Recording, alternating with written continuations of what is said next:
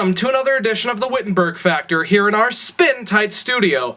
My friends, tonight we have some very special guests. First up, as I'm sure all of you have heard, Kiefer Sutherland got into a little scuffle.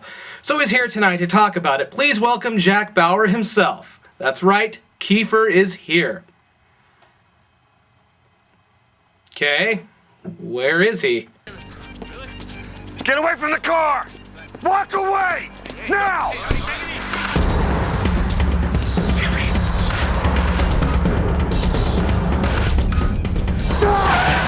Get out of the car now! Move! Move!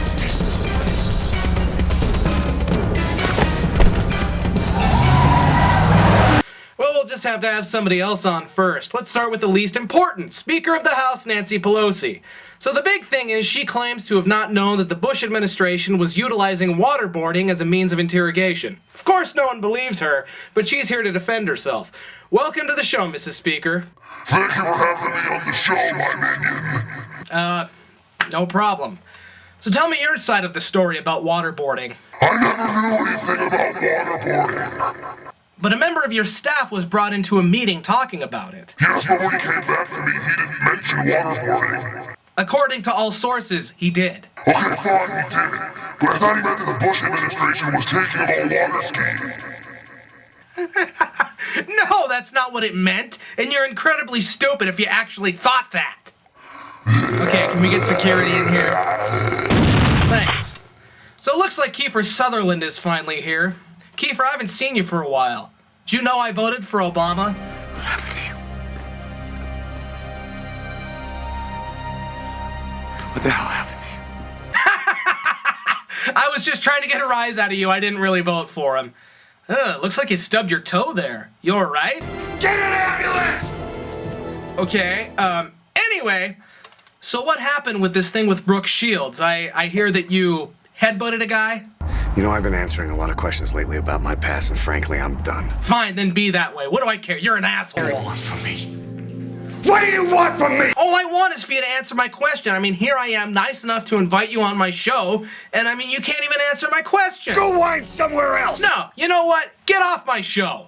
So with important things going on, like the imminent collapse of the economy, the wars in Iraq and Afghanistan, President Obama is focusing on the things that really matter. Gays in the military. Yep, President Obama has decided to get rid of Don't Ask, Don't Tell, because, you know, that's the most important thing to be focusing on right now. Yeah. You know, it seems like Obama's just shooting himself in the foot, fighting a war on two fronts, but if anyone would be able to find out a strategy from this clusterfuck, it would be John Madden. Coach Madden, what's the president doing? Well, Tyler, it's pretty simple. You don't gotta be Mike Ditka to figure out this strategy Obama's been using. Let's get a picture of the House of Representatives up there. See, the Democrats within these lines think Obama hasn't been liberal enough, while the log cabin Republicans in this area will support Obama for gays in the military. Meanwhile, the people in this area don't mention this war with Fox News. The president is actually arrogant enough to take on the media.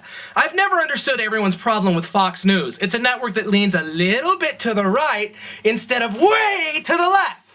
The White House is considering not letting Fox News in anymore. This is a blatant violation of the First Amendment and is the exact type of thing Wilson started doing during World War I. Here's what I don't understand. Why does Obama insist on emulating the bad presidents? He's a horrid mix of Wilson, FDR, and Jimmy Carter. Now, I know you probably all think I'm kind of crazy, but something needs to be done about this arrogant White House. It starts like this, silencing the networks that don't agree with you. But soon I fear people will be jailed for speaking out against Obama in any way. Don't laugh. It can happen. During World War I, people were jailed left and right for speaking out against President Wilson, one of the biggest shitbags in history.